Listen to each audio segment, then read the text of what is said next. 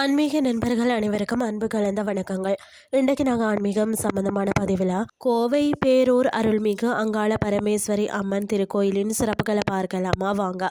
கோவை பேரூர் பகுதியில் அருள் பாலித்து கொண்டிருக்கக்கூடிய பேரூர் அங்காள பரமேஸ்வரி அம்மன் திருக்கோயிலின் ஆன்மீக சிறப்புகளையும் தல பெருமைகளையும் தான் நாம் இன்றைக்கு பார்க்க போகிறோம். பொதுவாக பார்த்திங்கன்னா அம்மன் கோவில்களில் சிம்ம வாகனமே இருக்கும். ஆனால் இந்த கோவிலில் அம்மனுக்கு சிம்மத்திற்கு பதிலாக நந்திய வாகனமாக அமைத்திருப்பது தான் மிகவும் அபூர்வமான சிறப்பாக இருக்கிறது. இங்குள்ள மூலவர் பார்த்திங்கன்னா அங்காள அம்மனின் வடிவம் மண்ணால் ஆனது. அந்த பழமையான அமைப்பை சேதப்படுத்தாமல் அப்படியே போற்றி பராமரித்து வருகிறார்கள்.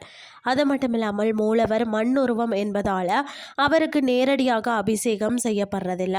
அபிஷேகத்திற்காக தனியாக வைக்கப்பட்டுள்ள மூர்த்திக்கே விழா நாட்களில் வழிபாடுகள் நடைபெறுகிறதா. இந்த கோயிலில் உள்ள பாம்பு புற்றில் கருநாகமும் கோதுமை நாகமும் வசிப்பதாக பக்தர்களால் நம்பப்படுகிறது. பழங்காலத்தில் கரிகால சோழ மன்னன் இந்த தலத்துக்கு வருகை தந்து அம்மனை வழிபட்டு சென்றுள்ளாராம். பேரூர் பகுதியில் வாழும் மக்களின் காவல் தெய்வமாகவும் குறைகளை தீர்க்கும் அன்னையாகவும் அருள் பாலிக்கிறாராம்.